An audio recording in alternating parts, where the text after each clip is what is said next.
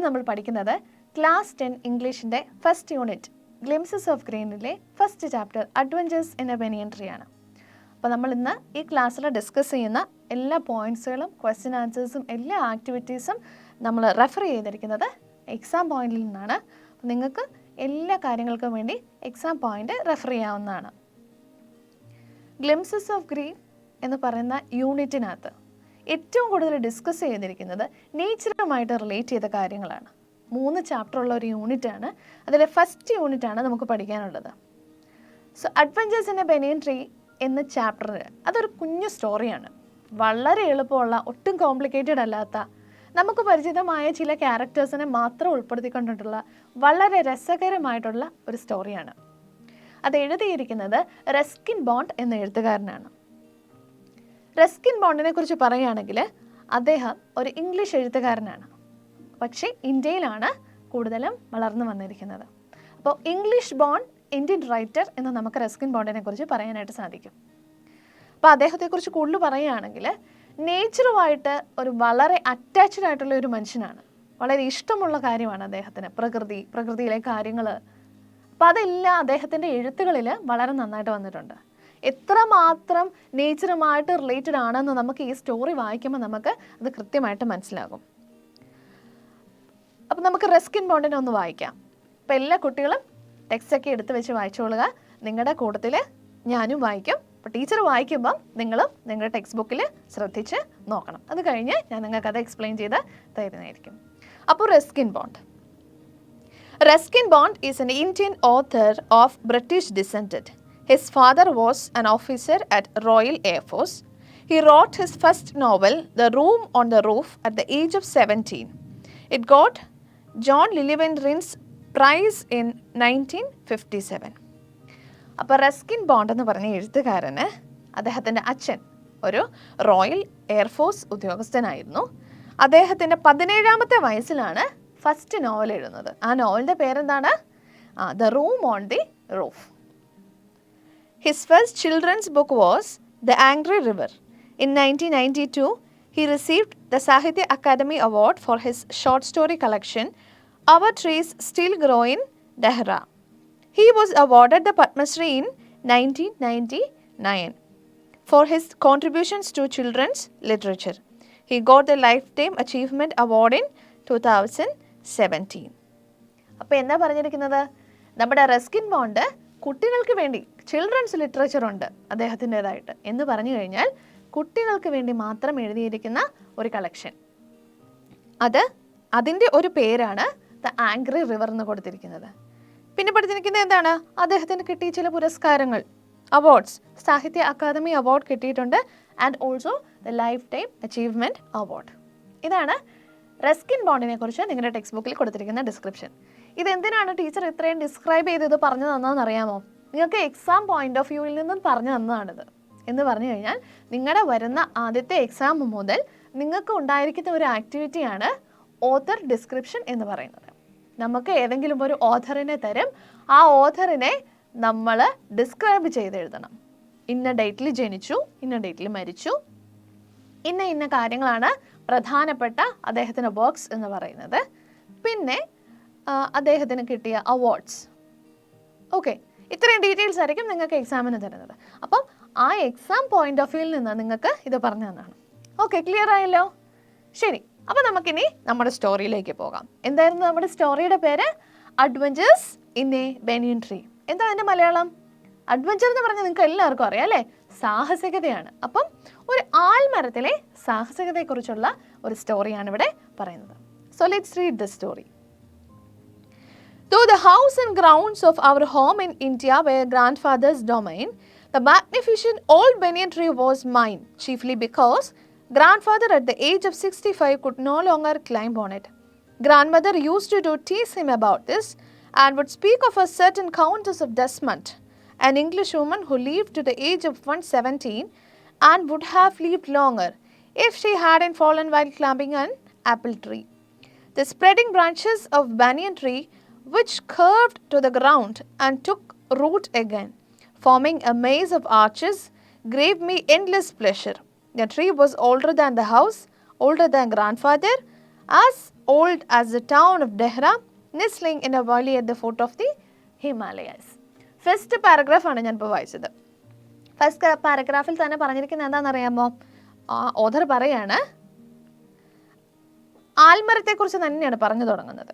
അവരുടെ ഇന്ത്യയിലെ വീട്ടിൽ, ഞാൻ പറഞ്ഞല്ലോ അവർക്കൊരു ഇംഗ്ലീഷ് ബാക്ക്ഗ്രൗണ്ട് ഉണ്ട്, അപ്പോൾ അവർ ഇന്ത്യയിൽ അവരുടെ വീട്ടിൽ വന്നു കഴിഞ്ഞപ്പോഴത്തേനും അവരുടെ ഗ്രാൻഡ് ഫാദർ ആയിരുന്നു എല്ലാത്തിൻ്റെയും ഏറ്റവും പ്രധാനപ്പെട്ട ആളെന്ന് പറയുന്നത്. എല്ലാത്തിൻ്റെയും അവകാശവും അധികാരവും ഉണ്ടായിരുന്നത് ഗ്രാൻഡ് ഫാദറിനായിരുന്നു.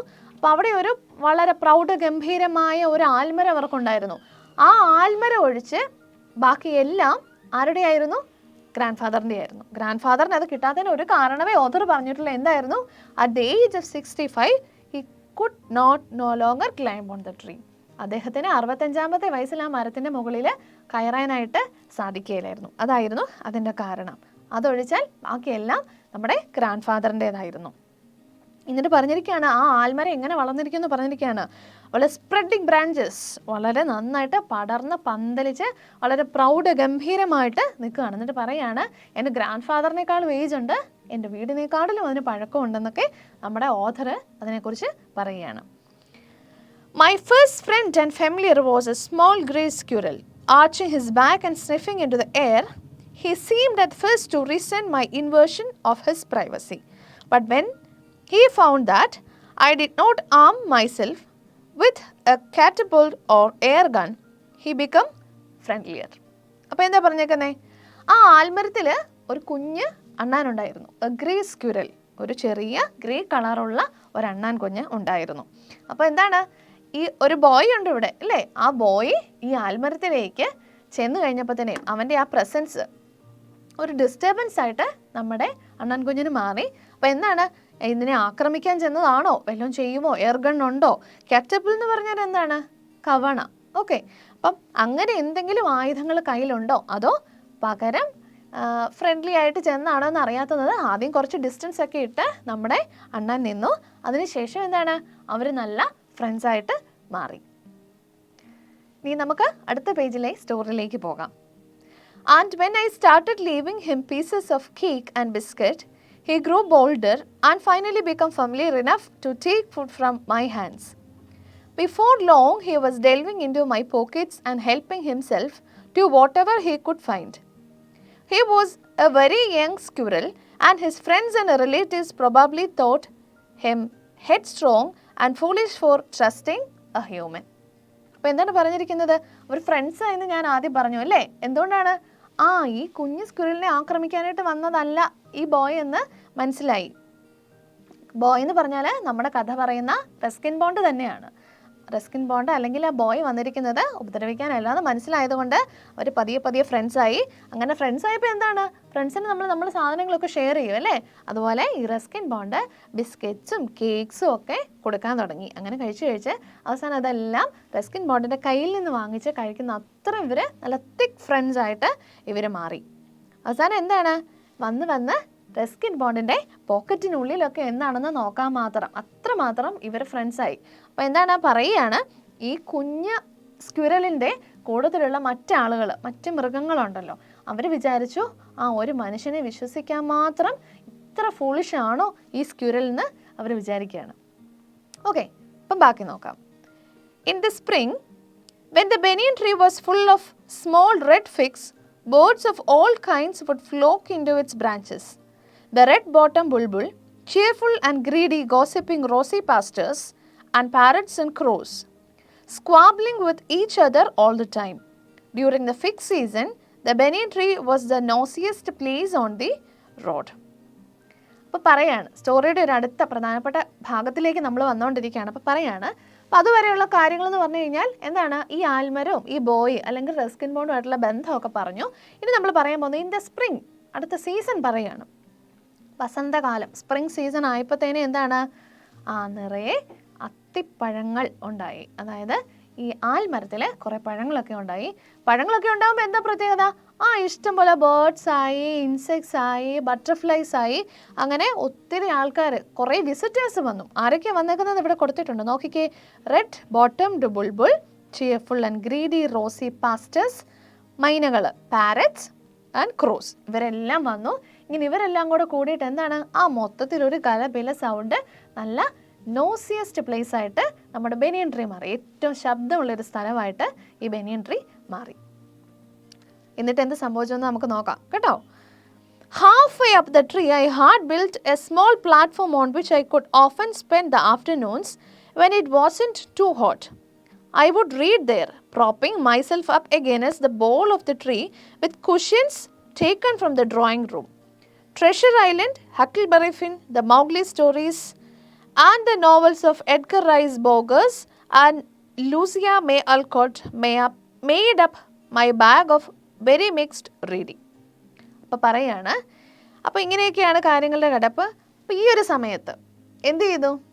എപ്പോഴും ഇങ്ങനെ താഴെക്കൂടെ കളിച്ചൊക്കെ നടന്നാൽ ഒരു ബോയാണ്, കുട്ടിയാണ്, അവന് ബോറടിക്കും. അപ്പോൾ അവനൊരു വഴി കണ്ടുപിടിച്ചു. ഈ ആൽമര എന്തായാലും ഇവൻ്റേതാണല്ലോ, അതിൻ്റെ പകുതി ഭാഗത്ത് വെച്ച് അവൻ ഇരിക്കാനുള്ളൊരു ചെറിയ പ്ലാറ്റ്ഫോം, ഒരു ചെറിയ കുഷ്യൻസ് ഒക്കെ വെച്ച്, ഡ്രോയിങ് റൂമിലെ 2 കുഷ്യൻസ് ഒക്കെ എടുത്ത് വെച്ച് അവൻ അവിടെ നല്ല സീറ്റിംഗ് ഒക്കെ അറേഞ്ച്മെൻറ്റ്സ് ഉണ്ടാക്കി അവിടെ ഇരുന്ന് അവൻ്റെ ആഫ്റ്റർനൂൺ സെഷൻസ് എന്ന് പറഞ്ഞാൽ എന്താ, ഉച്ച കഴിഞ്ഞുള്ള സമയം, അധികം വെയിലൊന്നും ഇല്ലാത്ത ദിവസങ്ങളിൽ ഉച്ച കഴിഞ്ഞുള്ള സമയം അവിടെ വെച്ച് അവൻ ആസ്വദിക്കാനായിട്ട്. എങ്ങനെയാണ് ആസ്വദിക്കുന്നത്?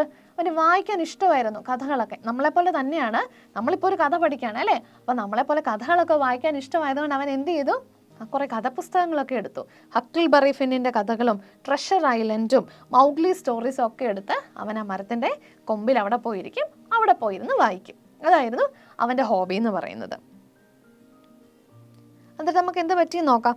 When I did not feel like reading, I could look down through the banyan leaves at the world below, at grandmother hanging up or taking down the washing, at the cook quarreling with a fruit vendor, or at grandfather grumbling at the hardy Indian marigolds which insisted on springing up all over his English garden.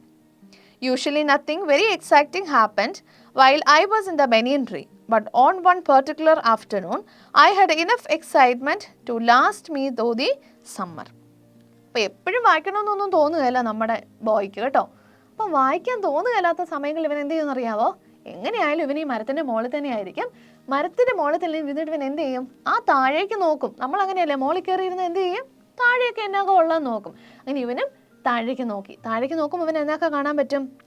അവൻ്റെ grand മദറെ wash ചെയ്ത് അലക്കി പിഴിഞ്ഞ് തുണികളെല്ലാം ഇങ്ങനെ hang ചെയ്തുകൊണ്ടിരിക്കുകയാണ്, അയയിൽ വിരിച്ചുകൊണ്ടിരിക്കുകയാണ്. അതുപോലെ തന്നെ എന്താണ്, നമ്മുടെ ഗ്രാൻഡ് ഫാദർ എന്തൊക്കെയോ നിന്ന് പിറുപിറുക്കുന്നു. എന്താണെന്ന് അറിയാമോ? അവർ ഇംഗ്ലീഷുകാരാണെന്ന് ഞാൻ പറഞ്ഞായിരുന്നു അല്ലേ. അപ്പോൾ അവർക്ക് കുറേ ഇംഗ്ലീഷ് ഫ്ലവേഴ്സും ട്രീസും ഒക്കെ ഉള്ള ഒരു ഇംഗ്ലീഷ് ഗാർഡൻ ഉണ്ട്. അവിടെ വിദേശത്തു നിന്ന് കൊണ്ടുവന്നിരിക്കുന്ന തരത്തിലുള്ള പ്രത്യേകം ചില ചെടികളൊക്കെയാണ് വളർത്തിയിരിക്കുന്നത്. അപ്പോൾ നമ്മുടെ ഒരു ഇന്ത്യൻ മാരിഗോൾഡ് ഉണ്ട്, അതായത് മഞ്ഞ നിറത്തിൽ പൂക്കളുണ്ടാകുന്ന നമ്മുടെ ഒരു പൂവാണത്, ഇന്ത്യൻ മാരിഗോൾഡ് എന്ന് പറയുന്നത്.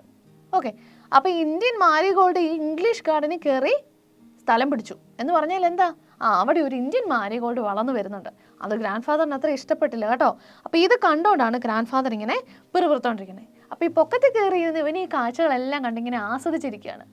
ഇങ്ങനെ ഇവൻ ഈ കാഴ്ചകളൊക്കെ ആസ്വദിക്കുന്ന സമയത്തെന്ന് പറഞ്ഞു കഴിഞ്ഞാൽ എന്താണ് പറഞ്ഞിരിക്കുന്നത്? വലിയ സംഭവങ്ങളൊന്നും ഉണ്ടാകാറില്ല. പക്ഷെ ആ സമ്മർ ടൈം മുഴുവനായിട്ട്, ആ സമ്മർ വെക്കേഷൻ മുഴുവൻ കാലം ഓർത്തിരിക്കാൻ തക്ക ഒരു സംഭവം ഒരു ദിവസം ഉച്ച കഴിഞ്ഞപ്പോൾ ഉണ്ടായി. അപ്പം ആ സംഭവം എന്താണ് എന്നാണ് ഇനി നമ്മുടെ സ്റ്റോറിയിൽ പറയാൻ പോകുന്നത്. അപ്പം നമ്മുടെ സ്റ്റോറിയിലെ ഏറ്റവും പ്രധാനപ്പെട്ട കാര്യം വന്നു, 2 ഇൻസിഡൻറ്റുകളാണ് നമുക്ക് സ്റ്റോറിയിൽ പഠിക്കാനുള്ളത്, അല്ലെങ്കിൽ നമുക്ക് മനസ്സിലാക്കാനുള്ളത്. അതിൽ ഫസ്റ്റ് ഇൻസിഡൻറ്റിലേക്കാണ് ഇപ്പം പറഞ്ഞു വരുന്നത്. അതായത് നമ്മുടെ ബോയ് റസ്കിൻ ബോണ്ട് ആൽമരത്തിൻ്റെ മുകളിലെ ബ്രാഞ്ചസിൽ കയറി ഇരുന്ന് ഒരു ഉച്ച സമയം കഴിഞ്ഞപ്പോൾ അവിടെ ഇരുന്നപ്പം കണ്ട കാഴ്ച എന്താണ് കണ്ടത്, അതാണ് നമുക്ക് ഈ സ്റ്റോറിയിൽ adventure in a banyan tree എന്ന് പറയുന്നത്. ആ ആൽമരത്തിൻ്റെ മുകളിൽ ഇരുന്ന് അവൻ കണ്ട് അറിഞ്ഞ് അനുഭവിച്ച ആ സാഹസികത, എന്ത് സാഹസികതയാണ് അവൻ കണ്ടതെന്നുള്ളതാണ് നമ്മളിനി കഥയിലേക്ക് വരാൻ പോകുന്നത്. അപ്പോൾ ശരി, നമുക്ക് കഥ ബാക്കി വായിക്കാം. നിങ്ങൾ ഭയങ്കര എക്സൈറ്റഡ് ആകുന്നുണ്ടല്ലേ? അപ്പം നമുക്ക് നോക്കാം ബാക്കി എന്താ സംഭവിച്ചതെന്ന് കേട്ടോ. That was the time I saw a mongoose and a cobra fighting to death in the garden while I sat directly above them in the banyan tree. ഒരു കീരിയും മൂർഖൻ പാമ്പും അത് തമ്മിൽ ഭയങ്കര മരണ പോരാട്ടമാണ്. ആരിലും ഒരാൾ ചാവണം, എന്നാലേ ആ ഫൈറ്റ് അവസാനിക്കുകയുള്ളൂ. ആര് ചാവുന്നോ അപ്പം മാത്രം ഫൈറ്റ് അവസാനിക്കും. അത്ര ഡെത്ത് ഇൻ ദി ഗാർഡൻ, അത്ര ഭയങ്കരമായിട്ടുള്ള ഒരു ജീവൻ മരണ പോരാട്ട യുദ്ധം രണ്ടുപേരും തമ്മിൽ. ആരൊക്കെയാണ്? മോങ്കൂസ് എന്ന് പറഞ്ഞാൽ കീരിയാണ് കേട്ടോ. കേട്ടോ. കോബ്ര നിങ്ങൾക്കറിയാം മൂർഖനാണ്. പാമ്പും കീരിയും തമ്മിലുള്ള ഈ യുദ്ധം തുടങ്ങി. ഇതാണ് നമ്മുടെ സ്റ്റോറിയിലെ ഫസ്റ്റ് ഇവന്റ്. എന്നിട്ട് എന്ത് സംഭവിച്ചു നോക്കാം. It was an April afternoon and the warm breezes of approaching summer had sent everyone, including grandfather, indoors. I was feeling drowsy myself and was wondering if I should go to the pond behind the house for a swim when I saw a huge black cobra gliding out of a clump of cactus and making for some cooler part of the garden. At the same time, a mongoose emerged from the bushes and went straight for the cobra. അപ്പോൾ April മാസത്തിലാണ് സംഭവം നടക്കുന്നത് കേട്ടോ. കൃത്യമായിട്ട് എപ്പോഴാണ് സംഭവിച്ചതെന്നൊക്കെ പറയുന്നുണ്ട്. April മാസത്തിലാണ് സംഭവം നടക്കുന്നത്. ഭയങ്കര ചൂടാണല്ലേ ഏപ്രിൽ മാസം, നമുക്കറിയാം ഏപ്രിൽ മാസം ഭയങ്കര ചൂടാണ്. അപ്പം ഏപ്രിൽ മാസത്തെ ചൂട് കൊണ്ട് തന്നെ എന്താണ്, ചൂട് കാറ്റുമായിരിക്കും നമുക്ക് കിട്ടുന്നതല്ല. അപ്പോൾ എന്ത് ചെയ്തു, എല്ലാവർക്കും ഭയങ്കര ടയേർഡായിട്ട് ഫീൽ ചെയ്തു, ക്ഷീണം തോന്നി. ഗ്രാൻഡ് ഫാദർ ഉൾപ്പെടെ വീട്ടിനകത്തുള്ള എല്ലാവരും അവർ അകത്തേക്ക് കിടക്കാനോ ഉച്ചമയക്കോ ഒക്കെ ഉണ്ടല്ലോ, അതിന് വേണ്ടിയിട്ട് അവരെല്ലാവരും വീടിനുള്ളിലായിരുന്നു. അപ്പം നമ്മുടെ ബോയ് മാത്രമാണ് വീടിന് വെളിയിൽ എവിടെയുള്ളത്, നമ്മുടെ ബനിയൻ ട്രീയുടെ മുകളിലുള്ളത്. അപ്പോൾ അവിടെ ഇരിക്കുകയാണ്. അപ്പോൾ അവനും ശരിക്കും പറഞ്ഞ ഒരു ഡ്രൗസി ഫീലിംഗ് ആണ്. എന്ന് പറഞ്ഞാൽ എന്താണ്, ഇങ്ങനെ ഉറക്കം തൂങ്ങുന്ന ഒരു ഫീലിംഗ്. ആ ഫീലിംഗ് ഉള്ളതുകൊണ്ട് അവൻ എന്ത് ചെയ്തു, വീടിൻ്റെ പുറകിൽ ഒരു കുളമുണ്ട്, അവിടെ പോയി ഒന്ന് നീന്തി കുളിച്ച് കയറി വരാം. അപ്പോൾ ഒരു എനർജറ്റിക് ഫീൽ വരും. അപ്പോൾ അതിനു വേണ്ടി അവൻ അങ്ങോട്ട് പോവാമെന്ന് വിചാരിച്ചു. അപ്പോൾ അവൻ അതിൻ്റെ മണ്ടയിൽ നിന്ന് ഇങ്ങനെ ഇറങ്ങാൻ വരുന്ന സമയത്താണ് അവരൊരു വലിയ കാഴ്ച കണ്ടത്. ഒരു ബ്ലാക്ക് കോബ്ര, ഒരു കറുത്ത മൂർഖൻ പാമ്പ് ഇഴഞ്ഞിഴഞ്ഞ് വരുന്നു. എങ്ങോട്ടേക്കാണ് വരുന്നത്, നമ്മുടെ ഗാർഡനിലേക്ക്. അവിടെ എവിടെയും തണുപ്പുള്ള ഒരു സ്ഥലം തപ്പി ചൂടുണ്ടായിട്ട് മാളത്തിൽ നിന്നും ഈ കോബ്ര പുറത്തെ ആടിയതാണ്. അതേ സമയത്ത് തന്നെ ആര് വന്നു, ശത്രു. ആരാണ് കോബ്രയുടെ ശത്രു, മോങ്കൂസ് അല്ലേ, കീരിയും അതേ സമയത്തേക്ക് അങ്ങോട്ടേക്ക് വന്നു. In a clearing beneath the tree, in bright sunshine, they came face to face. ഇത്രയും നല്ല തുറന്ന അന്തരീക്ഷത്തിൽ, നല്ല തെളിഞ്ഞ ആകാശമൊക്കെ ഉള്ള നല്ല അന്തരീക്ഷമാണ്. രണ്ടുപേരും മുഖത്തോട് മുഖം വന്നു. ഇവിടെ കോബ്ര, ഇവിടെ മോങ്കൂസ്. ഓക്കെ, രണ്ടുപേരും ഫേസ് ടു ഫേസ്, മുഖത്തോട് മുഖം. രണ്ട് ശത്രുക്കളും അങ്ങോട്ടും ഇങ്ങോട്ടും നോക്കി. Cobra knew only too well that the grey mongoose, 3 feet long, was a superb fighter, clever and aggressive. But the cobra was skillful and experienced fighter too. He could move swiftly and strike with the speed of light, and the sacs behind his long sharp fangs were full of deadly venom. അപ്പോൾ കോബ്രയ്ക്ക് അറിയാം എന്നാണ് പറയുന്നത്. എന്താ അറിയാവുന്നത്, 3 feet long, 3 അടി മാത്രം നീളമുള്ള ഈ കീരി എന്ന് പറയുന്ന മൃഗം അത് ഭയങ്കര അഗ്രസീവാണ്, ആക്രമിക്കാൻ വളരെ മിടുക്കനാണ്, ക്ലവറാണ്, എന്താണ് നല്ല ബുദ്ധിമാനാണ്, പിന്നെ നല്ല ഫൈറ്ററുമാണ്. ഈ 3 ഗുണങ്ങളും മോങ്കസിനുണ്ടെന്ന് നമ്മുടെ കോബ്രയ്ക്ക് വളരെ നന്നായിട്ട് അറിയാം. അതുപോലെ തന്നെ എങ്ങനെയാണ് കോബ്രയുടെ കാര്യം പറഞ്ഞാൽ, കോബ്ര മോശമൊന്നും അല്ല അല്ലേ, എക്സ്പീരിയൻസ്ഡ് ഫൈറ്ററാണ്. കോബ്രയുടെ കാര്യം പറഞ്ഞാൽ എങ്ങനെയാണ്, ഇറ്റ് ക്യാൻ മൂവ് സ്വിഫ്റ്റ്ലി, വളരെ വേഗത്തിൽ അതിന് മൂവ് ചെയ്യാനായിട്ട് സാധിക്കും, പെട്ടെന്ന് സ്ട്രൈക്ക് ചെയ്യാൻ, കൊത്താനായിട്ട് പറ്റും. അതുപോലെ തന്നെ എങ്ങനെയാണ് അതിൻ്റെ സ്പീഡ്, വെട്ടം വളരെ പ്രകാശത്തിൽ ഇടിമിന്നൽ വരുന്നല്ലോ, വളരെ വേഗത്തിൽ ഫാസ്റ്റായിട്ട് മൂവ് ചെയ്യാനായിട്ട് നമ്മുടെ കോബ്രയ്ക്ക് പറ്റും. അതുപോലെ തന്നെ എന്താണ്, വിഷപ്പല്ലുകളും അതിൻ്റെ സാക്ക്, സഞ്ചിയുണ്ട്, ആ സഞ്ചിയിലെല്ലാം എന്താണുള്ളത്, പോയിസണസ് വെനം, വളരെ വിഷമയമാണ് ആ പല്ലുകളിലും അതിൻ്റെ സഞ്ചിയിലും ഉള്ളത്. അപ്പോൾ 2 ക്യാരക്ടേഴ്സ്, മെയിൻ റിയൽ ക്യാരക്ടേഴ്സ് വന്ന് കോബ്രയും മോങ്കൂസും 2 പേരെ എക്സ്പ്ലെയിൻ ചെയ്തിട്ടുണ്ട്. അപ്പോൾ കൂട്ടുകാരെ ഈ ഭാഗം ഒന്ന് വളരെ നന്നായിട്ട് ശ്രദ്ധിക്കണം. കാരണം നിങ്ങൾക്ക് ഇത് ഒരു പക്ഷേ നിങ്ങൾക്കിത് എഴുതാനായിട്ട് ചോദിക്കാൻ സാധ്യതയുള്ളൊരു ഭാഗമാണ്. അപ്പോൾ അത് മറക്കണ്ട. അപ്പോൾ 2 ക്യാരക്ടേഴ്സിനെ എക്സ്പ്ലെയിൻ ചെയ്ത് കഴിഞ്ഞു. It was to be a battle of champions. Battle of champions എന്ന് പറഞ്ഞാൽ എന്താണ്, 2 പേരും ഒട്ടും മോശമല്ല, നല്ല അസല് യുദ്ധം ചെയ്യാൻ അസൽ യോദ്ധാക്കളാണ്. 2 യോദ്ധാക്കളുടെ പോരാട്ടമാണ് ആരംഭിക്കാൻ പോകുന്നത്. Hissing defiance, his forked tongue darting in and out, the cobra raised 3 of his 6 feet off the ground and spread his broad spectacles hood. എന്ന് പറഞ്ഞാൽ എന്താണ്, ഹിസ്സിങ് സൗണ്ട് എന്ന് പറഞ്ഞു കഴിഞ്ഞാൽ നമുക്കറിയാം പാമ്പിനൊരു സൗണ്ട്, അത് എന്ത് സൗണ്ട് ഉള്ളതല്ലേ, ഒരു ഹിസ് എന്നുള്ളൊരു സൗണ്ട് ഉണ്ടല്ലേ, ഹിസ്സിങ് സൗണ്ട് ആദ്യമായിട്ട് പാമ്പ് കേൾപ്പിച്ചു. ഫോക്ഡ് ടങ് എന്ന് പറഞ്ഞിട്ടുണ്ടെങ്കിൽ ഈ കോബ്രയുടെ ടങ് എന്താണ്, ഇങ്ങനെ 2ആയിട്ട് ഇങ്ങനെ പിരിഞ്ഞിരിക്കുന്നതാണ്, 2 വശത്തേക്കാണ് നാക്കുകൾ പോകുന്നത്. അപ്പോൾ ഈ ഹിസ്സിങ് സൗണ്ട് ഉണ്ടാക്കുന്ന കൂടെ എന്ത് ചെയ്തു, ഈ ഫോക്ഡ് ടങ് ഇങ്ങനെ അകത്തേക്ക് വെളിയിലേക്കും പുറത്തേക്കും, അകത്തേക്കും പുറത്തേക്കും ഇങ്ങനെ നീട്ടുകയും അകത്തേക്ക് പിൻവലിക്കുകയും ചെയ്തുകൊണ്ടിരുന്നു. എന്നിട്ട് എന്ത് ചെയ്തു? ഒന്ന് പൊങ്ങി തലയൊക്കെ ഉയർത്തി പത്തിയൊക്കെ വിടർത്തി അവിടെ അങ്ങ് നിന്നു. അത്രയും ചെയ്തു. The mongoose bushed his tail. The long hair of his spine stood up. അപ്പം എന്ത് ചെയ്തു? മോങ്കൂസ് അടുത്തയാൾ വന്നു അല്ലേ? അടുത്തയാൾ എന്താ ചെയ്തത്? Bushed his tail. മോങ്കൂസിൻ്റെ കാര്യം പറയുകയാണെങ്കിൽ മോങ്കൂസിൻ്റെ ഒരു പ്രത്യേകതയാണ് നല്ല ബുഷി ടെയിലാണ് എന്ന് പറഞ്ഞാൽ നിറച്ച് കട്ട രോമങ്ങളുള്ള നല്ലൊരു പൂടക്കുട്ടനെന്ന് വേണം നമുക്ക് പറയാം കേട്ടോ. നിങ്ങളൊക്കെ അങ്ങനെ വിചാരിച്ചോ, കുഴപ്പമൊന്നുമില്ല. അപ്പോൾ അത്രയും ബുഷി ടെയിലാണ്, നല്ല നിറച്ച് രോമങ്ങളുള്ള ഒരു ജീവിയാണ് നമ്മുടെ കീരി എന്ന് പറയുന്നത്. അപ്പോൾ കീരി എന്ത് ചെയ്തു? ബുഷി ടെയിൽ നന്നായിട്ടൊന്ന് ഉയർത്തി ഒന്ന് അനക്കി പിടിച്ചു. അപ്പം പാമ്പ് പത്തി വിടർത്തുന്ന പോലെയാണ് ഈ മോങ്കോസ് ഈ ബുഷി ടെയിലെന്ന് ഉയർത്തുന്നത്. അത്രയും ചെയ്തു എന്ന് പറഞ്ഞാൽ എന്താണ്?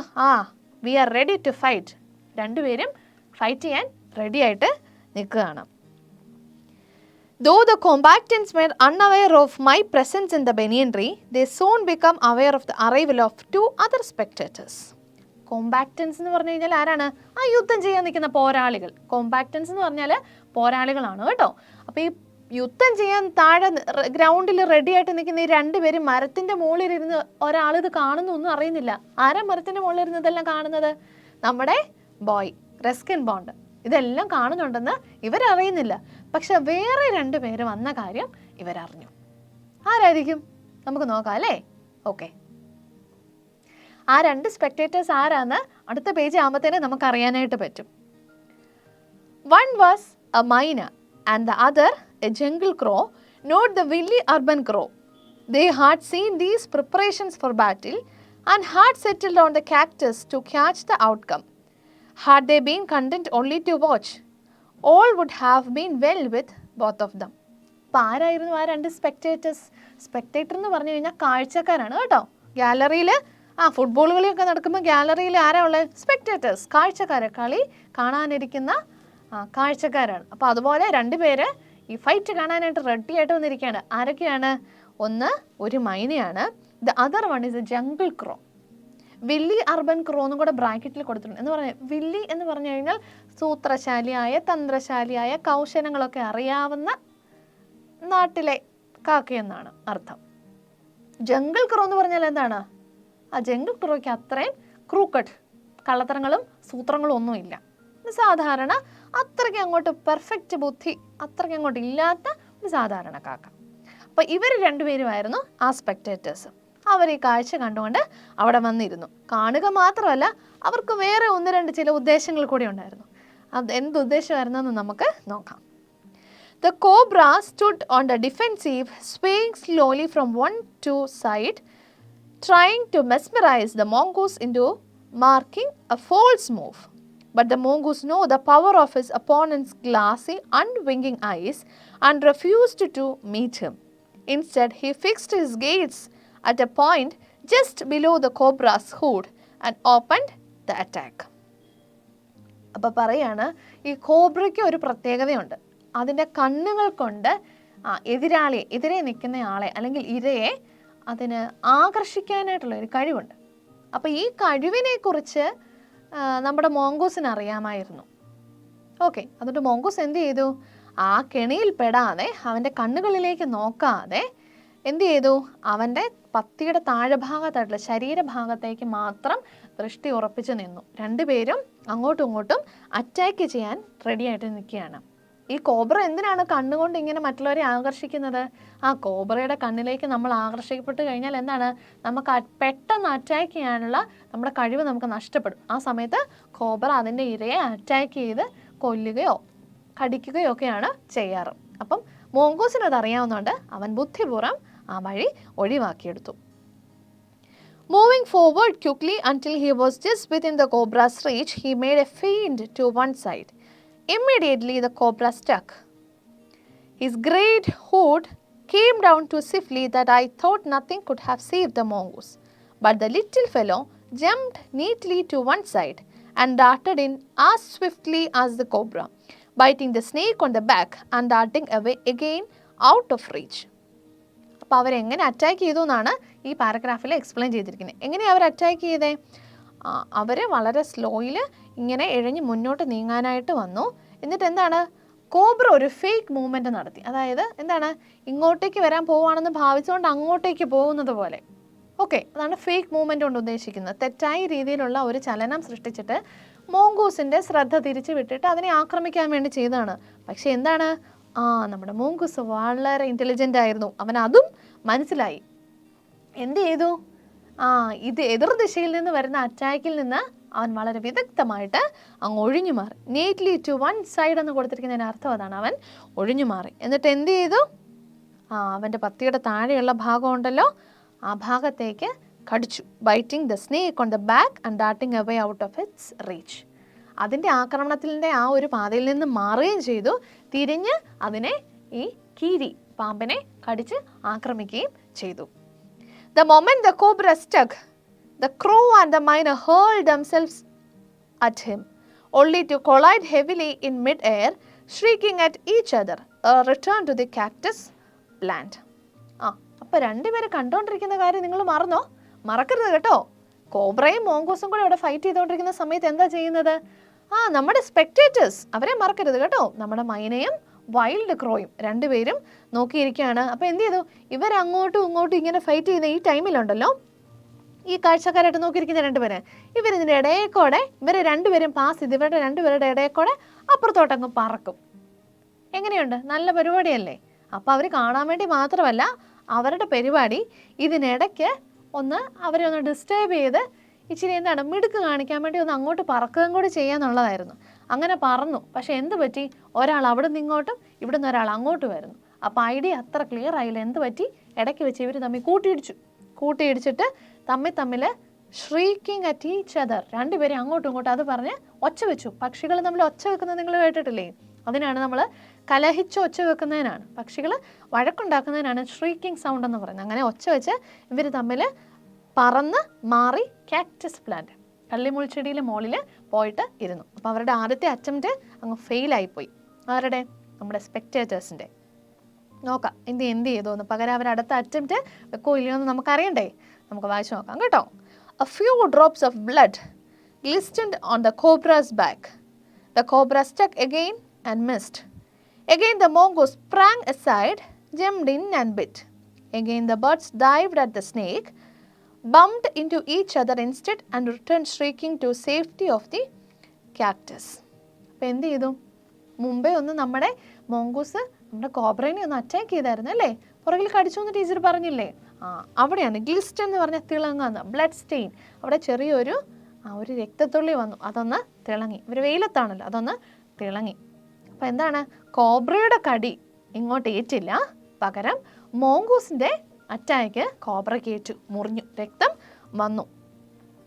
പക്ഷേ മോങ്കൂസിനിട്ട് വല്ല അറ്റാക്കും കിട്ടിയോ? ഇല്ല. എല്ലാ അറ്റാക്കിൽ നിന്നും നമ്മുടെ മോങ്കൂസ് ഒഴിഞ്ഞു മാറുന്നുണ്ടായിരുന്നു. നമ്മുടെ സ്പെക്ടേറ്റേഴ്സ് മൈന ആൻഡ് വൈൽഡ് ക്രോ അവർ ഇത്തവണയും അങ്ങോട്ടും ഇങ്ങോട്ടും പറന്നു, രണ്ടുപേരും കൂട്ടിയിടിച്ചു, വീണ്ടും വഴക്കുണ്ടാക്കി തിരിച്ചുപോയി കള്ളിമുൾച്ചെടിയുടെ മുകളിലിരുന്നു. The third round followed the same course as the first, but with one dramatic difference. ആദ്യത്തെ 2 പ്രാവശ്യം ഇവർ തമ്മിൽ, കോബ്രയും മോങ്കൂസും കീരിയും പാമ്പും തമ്മിൽ അറ്റാക്ക് ഉണ്ടായപ്പോൾ എന്ത് സംഭവിച്ചോ അതേപോലെ തന്നെ മൂന്നാമത്തെ റൗണ്ട് അറ്റാക്കും ഇവർ തമ്മിൽ തുടങ്ങി.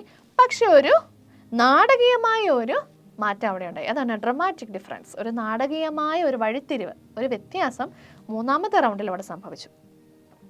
The crow and the myna, still determined to take part in the proceedings, dived at the cobra, but this time they missed each other as well as their mark.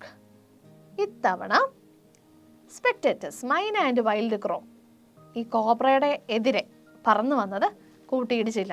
ഇത്തവണ അവരുടെ പറക്കൽ ശരിയായി, അങ്ങോട്ടും ഇങ്ങോട്ടും അവർ പറന്നു, അവർ കൂട്ടിയിടിച്ചില്ല കേട്ടോ. The myna flew on and reached its perch, but the crow tried to pull up in mid-air and turn back. In the second that it took time to do this, the cobra whipped his head back and struck with great force, his snout threading against the crow's body. അപ്പോൾ എന്ത് പറ്റി, ഇവർ തമ്മിൽ കൂട്ടിയിടിച്ചില്ല. അപ്പം മൈന ഇങ്ങനെ പറന്ന് പെട്ടെന്ന് പാസ് ചെയ്ത് അപ്പുറത്തേക്ക് പോയിരുന്നു. നമ്മളുടെ വൈൽഡ് ക്രോ ഉണ്ടല്ലോ, കാട്ടിലെ കാക്ക, ആ കാക്കയ്ക്ക് നമ്മുടെ നാട്ടിലെ സൂത്രശാലിയായ കാക്കയുടെ അത്ര ബുദ്ധി ഇല്ലായിരുന്നു. അതുകൊണ്ട് ചെറിയൊരു കുഴപ്പം പറ്റി. എന്താണ്, പറന്ന് വന്നിട്ട് ആ എയറിൽ ഇതൊന്ന് ഹോവർ ചെയ്ത് നിന്നു എന്ന് പറഞ്ഞാൽ ഒന്ന് ചിറകടിച്ച് നിന്നു ആ എയറിൽ. ആ സമയത്ത് എന്ത് പറ്റി, നമ്മുടെ മോങ്കൂസിനെ, കീരിയെ അറ്റാക്ക് ചെയ്യാൻ പോയ നമ്മുടെ ക്രോയെ അറ്റാക്ക് ചെയ്യാൻ പറ്റുന്നിട്ട് തിരിഞ്ഞു വന്ന് കൊത്തിയത് ആരെയാണ്? നമ്മുടെ കാക്കേനെ, വൈൽഡ് ക്രോയിനെയാണ്. അതിൻ്റെ ശരീരത്തിലേക്കാണ് പാമ്പിൻ്റെ അറ്റാക്ക്, കോബ്രയുടെ കൊത്തൽ വന്ന് കൊണ്ടത് നമ്മുടെ വൈൽഡ് ക്രോയുടെ ശരീരത്തിലേക്ക് ആയിരുന്നു.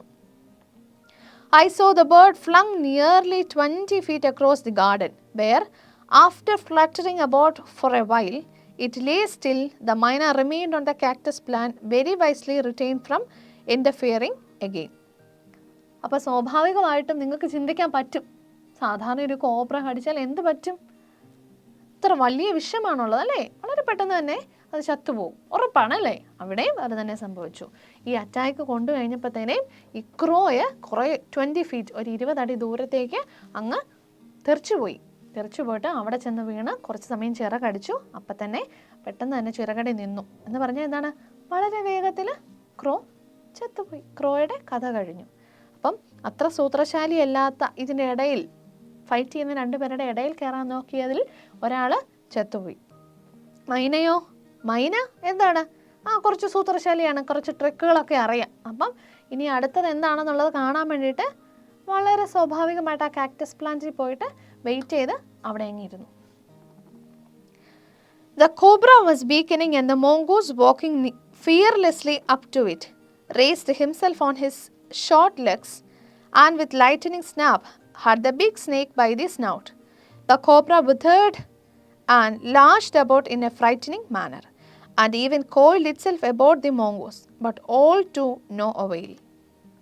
അപ്പോൾ എന്താണ്, 2-3 അറ്റാക്കൊക്കെ കഴിഞ്ഞപ്പോൾ തന്നെ കോബ്രയുടെ ആ ശൗര്യമെല്ലാം അങ്ങ് കുറഞ്ഞു, പാമ്പിൻ്റെ ശൗര്യമെല്ലാം അങ്ങ് കുറഞ്ഞു. എന്നിട്ട് എന്ത് പറ്റി, കുറച്ച് ശക്തിയൊക്കെ കുറഞ്ഞു, വീക്കനിങ് ആയി, കുറച്ചങ്ങ് ശക്തിയൊക്കെ കുറഞ്ഞു. എന്നിട്ട് എന്ത് പറ്റി, ഇതിനെ അറ്റാക്ക് ചെയ്യാനും അതിനെ ഒന്ന് ചുറ്റാനും, കോയിൽ ചെയ്യാന്ന് പറഞ്ഞാൽ അതിൻ്റെ ശരീരത്തെ ചുറ്റുക എന്നുള്ളതാണ്. ഇങ്ങനെ ചെയ്യാനുള്ള ഇവൻ്റെ പല ശ്രമങ്ങളും എല്ലാം പാളിപ്പോയി. ഒന്നും കൊണ്ടും ഒരു പ്രയോജനം, നോ അവെയിൽ, ഒന്നും അവന് പ്രയോജനപ്പെട്ടില്ല. The little fellow hung grimly on until the snake had ceased to struggle. He then knelt along its quivering length and, gripping it round the hood, dragged it into the bushes.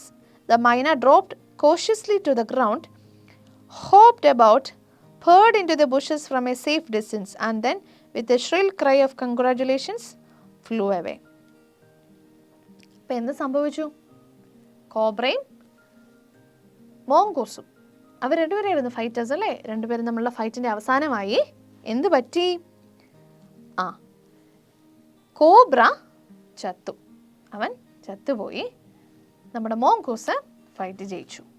ചത്തുപോയ കോബ്രനെ എടുത്ത് ആ ഗാർഡൻ്റെ സൈഡിലേക്ക് മൈന കൊണ്ടുപോയി ഇട്ടു. എന്നിട്ടൊരു shrill cry എന്ന് പറഞ്ഞാൽ എന്താണ്, ഒരാൾ 2 പേര് തമ്മിൽ ഫൈറ്റ് ചെയ്ത് ഒരാൾ ജയിച്ചിട്ടുമ്പോൾ നമ്മൾ എന്ത് ചെയ്യും സാധാരണ, നമ്മൾ കൺഗ്രാജുലേറ്റ് ചെയ്യും, കൈകൊട്ടും, ക്ലാപ്പ് ചെയ്യും, ഡാൻസ് ചെയ്യും, അങ്ങനെയൊക്കെയല്ലേ നമ്മൾ വിൻ ചെയ്യുമ്പോൾ നമ്മൾ സന്തോഷിക്കുന്നത്. അതുപോലെ ഒരു ഷ്രിൽ ക്രൈ, ഒരു വോയിസ് ഉണ്ടാക്കി ആ മൈന കൺഗ്രാജുലേഷൻസ് മോങ്കൂസിന് കൊടുത്തിട്ട് അവിടെ നിന്നും പറന്നുപോയി. അപ്പം കാക്ക ഫൈറ്റിനിടയ്ക്ക് ചത്തുപോയി, കോബ്ര ഫൈറ്റിനിടയ്ക്ക് ചത്തു. ഫൈറ്റ് കഴിഞ്ഞപ്പോഴത്തേനും കോബ്ര ചത്തുപോയി, മോങ്കൂസ് ജയിച്ചു. മൈന ഇതെല്ലാം കണ്ട് നമ്മുടെ മോങ്കൂസിനെ ഒന്ന് കൺഗ്രാജുലേറ്റ് ചെയ്തിട്ട് മൈനയും അവിടെ നിന്ന് പറന്നുപോയി.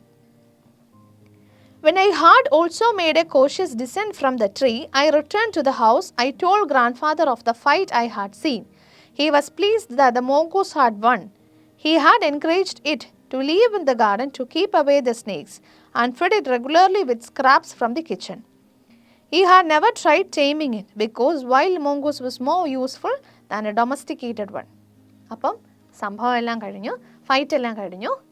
കോബ്ര ചത്തും പോയി, മോങ്കൂസ് അതിൻ്റെ വഴിക്കും പോയി. അപ്പോൾ നമ്മുടെ മുകളിൽ ഇരുന്ന് ഇതെല്ലാം കാണുന്നുണ്ടായിരുന്നല്ലേ, ആരാണ്, നമ്മുടെ ബോയ്. അവൻ അവിടുന്ന് താഴെ ഇറങ്ങി വീട്ടിൽ വന്ന് ഗ്രാൻഡ് ഫാദറിനോട് പറഞ്ഞു, ഓ ഗ്രാൻഡ് ഞാനിന്ന് വലിയൊരു കാഴ്ച കണ്ടു, വലിയ ഫൈറ്റ് കണ്ടു, ഇതായിരുന്നു ഫൈറ്റ്, ഇങ്ങനെയൊക്കെ സംഭവിച്ചു. 2 പേര്, സ്പെക്ടേറ്ററും നമ്മുടെ കോബ്രയും ചത്തുപോയി എന്നൊക്കെ പറഞ്ഞ് കാര്യങ്ങളൊക്കെ പറഞ്ഞു. അപ്പോൾ മോങ്കൂസ് ജയിച്ചതിൽ ഗ്രാൻഡ് ഫാദറിന് ഭയങ്കര സന്തോഷമായി. എന്തുകൊണ്ടാണ്, അവിടെ ഇനിയും സ്നേക്സ് വരുവാണെങ്കിൽ അവിടെ അങ്ങനെ ഒരു മോങ്കൂസ്, ഒരു കീരി ഉള്ളത് വളരെ നല്ലതാണ് അല്ലേ. എന്തുകൊണ്ടാണ്, ഇതുപോലെയുള്ള സ്നേക്കിൻ്റെ അറ്റാക്കുകളിൽ നിന്ന് നമ്മുടെ നമ്മളാണെങ്കിലും ഗാർഡനിൽ കയറുമ്പോൾ നമ്മളെ ആണെങ്കിലും സ്നേക്ക് ഉണ്ടെങ്കിൽ ഉപദ്രവിക്കാൻ സാധ്യതയുണ്ട് അല്ലേ. അപ്പോൾ ഇത് അങ്ങനെ അറ്റാക്ക് ചെയ്ത് ഇതിനെല്ലാം ഓടിച്ചു വിടുവാണെങ്കിൽ ഒരു എന്താ പറയുന്ന ഒരു ഗാർഡായി, അവിടെ പ്രൊട്ടക്റ്റ് ചെയ്യാനായിട്ട് ഒരാളായി അല്ലേ. അപ്പോൾ അങ്ങനെ ഒരാളുള്ളത് നല്ലതായതുകൊണ്ട് അതിനെ കിച്ചണിൽ നിന്ന് കിട്ടുന്ന കുറച്ച് ഫുഡിൻ്റെ സ്ക്രാപ്സ്, കുറച്ച് ഫുഡിൻ്റെ ഐറ്റംസ് ഒക്കെ കൊടുത്തിട്ട്, വേസ്റ്റൊക്കെ കൊടുത്തിട്ട് ആ കീരിനെ അവരവിടെ വളർത്താനായിട്ട് തീരുമാനിച്ചു. അങ്ങനെ അവർ ചെയ്യാനും തുടങ്ങി. പക്ഷേ ഒരു കാര്യമുണ്ട്, ഗ്രാൻഡ് ഫാദർ ഒരിക്കൽ പോലും അതിനെ ഇണക്കി, നമ്മളെന്താണ് വൈൽഡ് ആനിമൽസിനെ ഡൊമസ്റ്റിക്കേറ്റ് ചെയ്യുമ്പം നമ്മളതിനെ ഇണക്കി നമ്മൾ പറയുന്നതെല്ലാം കേൾക്കുന്ന നമ്മുടെ ഇഷ്ടത്തിനുള്ള വളരെ ഇണങ്ങുന്ന മൃഗങ്ങളായിട്ടാണ് വളർത്തുന്നത് അല്ലേ. അങ്ങനെ മാറ്റിയില്ല. എന്തുകൊണ്ടാണെന്ന് അറിയാമോ? ഗ്രാൻഡ് ഫാദർ പറഞ്ഞ ഒരു കാര്യം ഇതാണ്, വൈൽഡ് ആനിമലായിട്ട് തന്നെ നിൽക്കുന്നതാണ് ഉപകാരപ്രദം. എന്തുകൊണ്ടാണ്? ഒരു വൈൽഡ് ആനിമലിനെ അറ്റാക്ക് ചെയ്യുന്ന അത്ര അഗ്രസീവായി ആക്രമിക്കാനുള്ള കഴിവ് നമ്മൾ ടൈം ചെയ്ത് നമ്മുടെ ഇണക്കി വളർത്തുന്ന ഒരു മൃഗത്തിന് ഒരിക്കലും ഉണ്ടാകില്ല. അപ്പോൾ ഒരു അഗ്രസീവ് മാനർ, കോബ്രയൊക്കെ അറ്റാക്ക് ചെയ്യണമെങ്കിൽ നല്ല അഗ്രസീവ് ആൻഡ് എനർജറ്റിക് ആണ് അല്ലേ. അപ്പോൾ അത് മെയിൻറ്റെയിൻ ചെയ്യാൻ വേണ്ടി ആ മോങ്കൂസിനെ അവരൊരിക്കലും അവരുടെ സ്വന്തമായിട്ട് അവരുടെ വീട്ടിനകത്ത് വളർത്തൊന്നും ചെയ്തില്ല. അതിൻ്റെ ഇഷ്ടത്തിന് വിട്ടു. പക്ഷേ ഇതിന് കഴിക്കാനുള്ള കുറച്ച് ഫുഡ് മാത്രം ഇവർ കൊടുത്തു. ഓക്കെ, അപ്പോൾ നമ്മുടെ സ്റ്റോറിയിലെ ആദ്യത്തെ സംഭവം തീർന്നു കേട്ടോ. ഈ കോബ്രയുടെ മോങ്കൂസിൻ്റെ ഫൈറ്റും ഈ മൈനയും വൈൽഡ് ക്രോ ഇത് കണ്ടുകൊണ്ടിരുന്നതുമായിരുന്നു നമ്മുടെ സ്റ്റോറിയിലെ ആദ്യത്തെ ഒരു ഇൻസിഡൻറ്റ്, ഒരു സംഭവം എന്ന് പറയുന്നത്. ഓക്കെ, ഇനി വരുന്നത് വേറെ ഒരു സംഭവമാണ്. അതിനു മുമ്പ് ചെറുതായിട്ട് നമ്മുടെ മോങ്കൂസിനെ കുറിച്ചൊന്ന് പറയുന്നുണ്ട്. അപ്പോൾ എല്ലാ കൂട്ടുകാരും അടുത്ത നെക്സ്റ്റ് പേജ് എടുത്തോ കേട്ടോ. അത് കഴിഞ്ഞ് നമുക്ക് ബാക്കി എന്താണ് സംഭവിച്ചതെന്നും കൂടെ അറിഞ്ഞ് നമ്മുടെ കഥ നമുക്ക് വൈൻഡപ്പ് ചെയ്യണം. Okay. From the banyan tree, I often saw the mongoose patrolling the four corners of the garden, and once I saw him with an egg in his mouth, and know he had been in the poultry house, but he hadn't harmed the birds. And I know grandmother would forgive him for stealing as long as he kept the snakes away from the garden. അപ്പോൾ എന്താ പറഞ്ഞിരിക്കുന്നത്? Patrolling എന്ന് പറഞ്ഞാൽ എന്താണെന്ന് നിങ്ങൾക്ക് അറിയാം അല്ലേ? Police patrolling എന്നൊക്കെ നമ്മൾ കേട്ടിട്ടില്ലേ? എന്ന് പറഞ്ഞു കഴിഞ്ഞാൽ എന്താണ്? ഈ ഇംഗ്ലീഷ് ഗാർഡൻ്റെ 4 കോണുകളും എല്ലാ വശത്തു നിന്നും നിരീക്ഷിച്ചുകൊണ്ട് നമ്മുടെ കീരി മോങ്കൂസ് എപ്പോഴും ആ ഗാർഡൻ്റെ കോർണേഴ്സിലുണ്ടായിരിക്കും. വലിയൊരു സെക്യൂരിറ്റിയെ പോലെ എല്ലാ വശത്തു നിന്നും ശ്രദ്ധിച്ച് അവിടെ ആരെങ്കിലും കടന്നു കയറുന്നുണ്ടോ, ഏതെങ്കിലും സ്നേക്സ് ഉണ്ടോ എന്നൊക്കെ നോക്കി എല്ലാ കാര്യങ്ങളും ശ്രദ്ധിച്ച് ഇവൻ അവിടെ ഉണ്ടായിരിക്കും. അത് കണ്ടു കഴിഞ്ഞപ്പോൾ എല്ലാവർക്കും വളരെ സന്തോഷമായിട്ട് തോന്നി. അതുപോലെ ഒരു ദിവസം അവൻ്റെ വായിൽ ഒരു മുട്ടയിരിക്കുന്നത് കണ്ടു. എന്തായിരിക്കും അത്? കണ്ടു കഴിഞ്ഞപ്പോഴേ നമ്മുടെ ബോയ്ക്ക് മനസ്സിലായി, ഒന്നുകിൽ അവൻ താറാവിൻ്റെയോ കോഴിയുടെയോ എന്തിൻ്റെയും ഒരു മുട്ട അവൻ മോഷ്ടിച്ചെടുത്തതായിരിക്കുമെന്ന്. അല്ലാതെ അവൻ എവിടെ നിന്നാ മുട്ട കിട്ടാനല്ലേ? അപ്പോൾ ഇത് കണ്ടു കഴിഞ്ഞപ്പോൾ അവന് കാര്യമൊക്കെ മനസ്സിലായി. എങ്കിലും അവൻ ഒരു കാര്യം കൂടി ആ കൂട്ടത്തിൽ അറിയാമായിരുന്നു. എന്താണത്? ഇവൻ മറ്റ് ജീവികളിൽ നിന്നും ഈ വീടിനെയും ആ ഗാർഡനെയും ഒക്കെ സംരക്ഷിക്കുന്നിടത്തോളം സമയം അവൻ 1 or 2 മുട്ടയെടുത്താലൊന്നും നമ്മുടെ ഗ്രാൻഡ് മദറിനാണ് ഇതിൻ്റെ എല്ലാം ചാർജ് കേട്ടോ. അപ്പം ഗ്രാൻഡ് മദർ ഒരിക്കലും അവനെ ഒന്നും ചെയ്യില്ല. എല്ലാം അവൻ്റെ ഈ മോഷണം എല്ലാം അങ്ങ് ക്ഷമിക്കുമെന്ന് നമ്മുടെ ബോയ്ക്ക് അറിയാമായിരുന്നു. ഓക്കെ, അപ്പോൾ ഇത്രയായപ്പോൾ തന്നെ ഏകദേശം ഫുള്ളായിട്ട് നമ്മുടെ സ്റ്റോറി തീർന്നു. ഇനി അത് വരുന്നതിൻ്റെ രണ്ടാമത്തെ ഇൻസിഡൻ്റാണ്, രണ്ടാമത്തെ സ്റ്റോറി. ഈ സ്റ്റോറിക്കകത്ത് തന്നെ 2 കഥയാണ്. രണ്ടാമത്തെ ഇൻസിഡൻറ്റ് നമ്മൾ വായിക്കാൻ പോവുകയാണ്. ശരി, എല്ലാ കൂട്ടുകാരും പുസ്തകത്തിലേക്ക് ശ്രദ്ധിച്ചോ കേട്ടോ. The banyan tree was also the setting for what we were to call the strange case of the grey squirrel and the white rat. The white rat was grandfather's. He had bought it from the bazaar for 4 annas. But I would often take it with me into the roots and branches of the old tree, banyan tree, where it soon struck up a friendship with one of the squirrels. They would go off together on little excursions among the branches. അപ്പോൾ ഒരു കുഞ്ഞ് അണ്ണാൻ്റെ കാര്യം ഞാൻ പറഞ്ഞായിരുന്നു അല്ലേ? അതുപോലെ വേറെ ചില അണ്ണാനുകളും ആ മരത്തിലുണ്ടായിരുന്നു. അതുപോലെ തന്നെ അവരുടെ വീട്ടിൽ ബാസാർ എന്ന് പറഞ്ഞു കഴിഞ്ഞാൽ മാർക്കറ്റ്, ചന്ത. ഓക്കെ, അപ്പോൾ അങ്ങനെ ബാസാറിൽ നിന്നും ഗ്രാൻഡ് ഫാദർ 4 അണാസ് കൊടുത്തിട്ട് വാങ്ങിച്ച ഒരു റാറ്റ്, വൈറ്റ് റാറ്റ്, വെള്ള എലി കൂടെ അവരുടെ വീട്ടിലുണ്ടായിരുന്നു. അപ്പോൾ അവന് പൊതുവെ പെറ്റ്സിനെ ആനിമൽസിനെയൊക്കെ ഇഷ്ടമായതുകൊണ്ട് ഇവൻ ഈ മരത്തിലിരിക്കാൻ പോകുമ്പം ഈ വൈറ്റ് റാറ്റിനെ കൂടെ ചില സമയത്തൊക്കെ അങ്ങോട്ട് എടുത്തുകൊണ്ട് പോകാറുണ്ടായിരുന്നു. അങ്ങനെ പോയി ഈ സ്ക്യൂരൽസും എല്ലാം ആയിട്ട് ഈ വൈറ്റ് റാറ്റ് നല്ല ഫ്രണ്ട്സായി. അങ്ങനെ എന്താണ് ചില സമയത്ത് ചെറിയ ലിറ്റിൽ എക്സ്കർഷൻസ് എന്ന് പറഞ്ഞാൽ ചെറിയ ഔട്ടിങ് നമ്മുടെ സ്ക്യൂരൽസും ഈ വൈറ്റ് റാറ്റും കൂടെ ചെറുതായിട്ടൊന്ന് പുറത്തൊക്കെ ഒന്ന് കറങ്ങാനൊക്കെ പോകുമെന്ന് പറഞ്ഞ കണക്ക് ലിറ്റിൽ എക്സ്കർഷൻസ് ബ്രാഞ്ചസിലൂടെ ഓക്കെ ഇതിൻ്റെ ഓരോരോ ബ്രാഞ്ചസിൽ കൂടെ ലിറ്റിൽ എക്സ്കർഷൻസ് പോയിട്ട് തിരിച്ചു വരുമായിരുന്നു. Then the squirrel started building a nest. അങ്ങനെ ഒരു ദിവസം ഈ അണ്ണാന് ഒരു കൂട് കൂട്ടാനായിട്ട് തുടങ്ങി. At first she tried building it in my pockets and when I went indoors and changed my clothes I would find straw and grass falling out. അപ്പോൾ എന്താണ് കൂട് കൂടാനായിട്ട് തീരുമാനിച്ചു. ആദ്യം തീരുമാനിച്ച കൂട് കൂടാനായിട്ട് നമ്മുടെ റസ്കിൻ ബോണ്ടിൻ്റെ പോക്കറ്റിലായിരുന്നു. പോക്കറ്റിനകത്തുനിന്ന് ഒരു ദിവസം വീട്ടിൽ നിന്ന് ഡ്രസ്സ് മാറിയപ്പം കുറേ പുല്ലും കമ്പും ഒക്കെ ചാടി വന്നു. അപ്പോഴാണ് മനസ്സിലായത് ഈ അണ്ണാന് പോക്കറ്റിനകത്ത് കൂട് കൂട്ടാനായിട്ട് ശ്രമിച്ചു എന്നുള്ളത്. അപ്പോൾ അത് ശ്രമിച്ചു എന്ന് നമുക്ക് മനസ്സിലായല്ലോ. അപ്പം അത് ഫെയിലിയറായി. കാരണം ഇവൻ വീട്ടിൽ പോയി ഡ്രസ്സൊക്കെ മാറിയപ്പോൾ തന്നെ അണ്ണാൻ്റെ കൂട് കൂട്ടൽ അങ്ങോട്ട് ശരിയായില്ല. നോക്കാം പകരം അവൻ എന്ത് ചെയ്യുന്നു കേട്ടോ. Then one day grandmother's knitting was missing. Knitting എന്ന് പറഞ്ഞു കഴിഞ്ഞാൽ നമ്മൾ ഈ കൈ കൊണ്ട് ഇങ്ങനെ തുന്നുന്ന ഒരു സാധനമാണ്, ഒരു നീഡിൽ. നിറ്റിംഗ് നീഡിൽ എന്ന് നമ്മൾ പറയും. തുന്നാൻ ഉപയോഗിക്കുന്ന ഒരു നീഡിലാണ്, ഒരു സൂചിയാണത് കേട്ടോ. അതൊരു ദിവസം ഗ്രാൻഡ് മദറിൻ്റെ ഈ നിറ്റിംഗ് നീഡിൽ ഒരു ദിവസം കാണാതെ പോയി. We hunted for it everywhere but without success. Next day I saw something glinting in the hole of the banyan tree.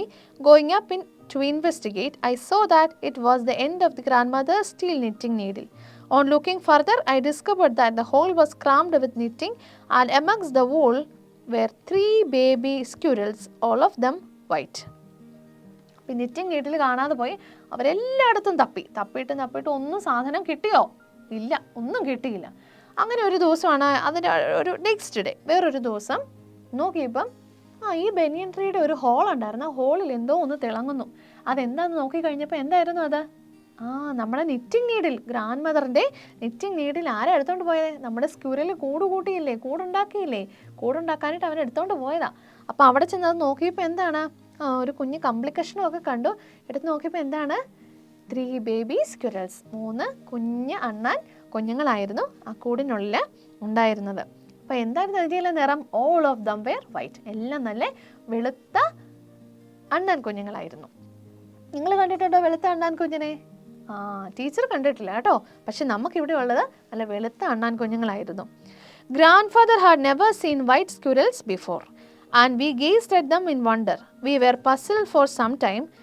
But when I mentioned the first white rat's frequent visits to the tree, grandfather told me that the rat must be the father. Rats and squirrels were related to each other, he said, and so it was quite possible for them to have offspring, in this case, white squirrels. അപ്പോൾ grand father ഒരിക്കലും കണ്ടിട്ടില്ലായിരുന്നു വെള്ള അണ്ണാൻ കുഞ്ഞുങ്ങളെ. അപ്പോൾ ഇതെങ്ങനെ ഈ അണ്ണാൻ കുഞ്ഞുങ്ങൾക്ക് ഇത്ര വെളുത്ത നിറം വന്നു എന്നുള്ള എല്ലാവരും ആ ഫാമിലിയിലുള്ള എല്ലാവരും വലിയ കൺഫ്യൂഷനിലായിരുന്നു. എങ്ങനെയാണ് ഇവർക്ക് ഈ വെള്ള നിറം വന്നതെന്ന് ഓർത്ത്. അപ്പോൾ അങ്ങനെ എല്ലാവരും കൺഫ്യൂഷൻ അടിച്ചിരിക്കുന്ന സമയത്ത് നമ്മുടെ ബോയ് ആരാണ്? നമ്മുടെ റസ്കിൻ ബോണ്ട് പറഞ്ഞു, നമ്മൾ ബാസാറിൽ നിന്ന് വാങ്ങിച്ച വൈറ്റ് റാറ്റിനെയും കൊണ്ട് ഞാൻ ഇടയ്ക്കിടയ്ക്ക് മരത്തിൽ പോകാനുണ്ടായിരുന്നു. അപ്പോൾ ഇവിടെ വെള്ള നിറം ഉള്ളത് ആർക്കാണ്? വൈറ്റ് റാറ്റിന്. ആ വൈറ്റ് റാറ്റിന് മാത്രമേ വെള്ള നിറം ഉള്ളൂ. വെള്ള എലിക്ക് മാത്രമേ, അവൻ മാത്രമേ ഉള്ളൂ അവിടെ വെള്ളയായിട്ടുള്ളത്. അങ്ങനെ ഇരുന്ന് കഴിഞ്ഞപ്പോൾ ഗ്രാൻഡ് ഫാദർ പറഞ്ഞു, അങ്ങനെയാണെങ്കിൽ ഒരു പക്ഷേ ഈ ഉണ്ടായിരിക്കുന്ന അണ്ണാൻ കുഞ്ഞുങ്ങളുടെ എല്ലാം അച്ഛൻ അല്ലേ, അണ്ണാൻ കുഞ്ഞുങ്ങളുടെ എല്ലാം ഫാദർ എന്ന് പറയുന്നത് ചിലപ്പോൾ ഈ വെള്ള എലി ആയിരിക്കാം. കാരണം അണ്ണാനും എലിയും എന്ന് പറയുന്നത് രണ്ടും ഏകദേശം ഒരേ സ്പീഷീസ് ആണ്, ഒരേ ഇനത്തിൽ വരുന്ന മൃഗങ്ങളാണെന്നാണ് നമ്മുടെ സ്റ്റോറിയിൽ പറഞ്ഞിരിക്കുന്നത്. അതുകൊണ്ട് തന്നെ ഒരു പക്ഷേ അവർക്ക് കുഞ്ഞുങ്ങൾ ഉണ്ടാകാനുള്ള സാധ്യതകളുമുണ്ട്. അപ്പോൾ അങ്ങനെയാണെങ്കിൽ ഒരു പക്ഷേ ഈ വൈറ്റ് റാറ്റ് ആയിരിക്കും ഈ സ്ക്യൂരലിൻ്റെ അച്ഛൻ അല്ലെങ്കിൽ അപ്പൻ എന്ന് പറയുന്നത് എന്ന് പറഞ്ഞിട്ട് നമ്മുടെ സ്റ്റോറി ഇവിടെ തീരുകയാണ്. ഓക്കെ, എല്ലാ കൂട്ടുകാർക്കും കഥ ഇഷ്ടമായോ? നല്ല കഥയായിരുന്നു അല്ലേ? ചില ഗുണപാഠങ്ങളും കൂടെ ഉണ്ടെന്ന് ഈ കഥയിൽ നമുക്ക് വേണേൽ മനസ്സിലാക്കാം അല്ലേ? ഏതായാലും എല്ലാ കൂട്ടുകാർക്കും ഈ സ്റ്റോറി എല്ലാം ഇഷ്ടപ്പെട്ടു. എല്ലാവരും വളരെ നന്നായിട്ട് എൻജോയ് ചെയ്യുമെന്ന് വിചാരിക്കുകയാണ്. ഓക്കെ.